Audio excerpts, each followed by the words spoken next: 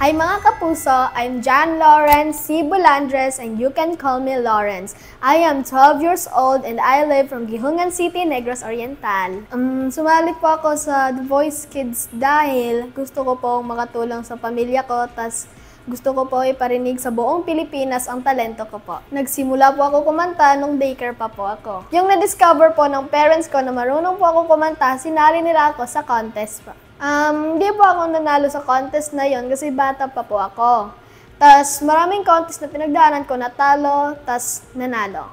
Yung napanalunan ko sa mga singing contest ay i-treat ko yung yung family ko, tas yung bunso ko, at pangbayad po sa mga utang po, tas pang pagasolina po sa motor.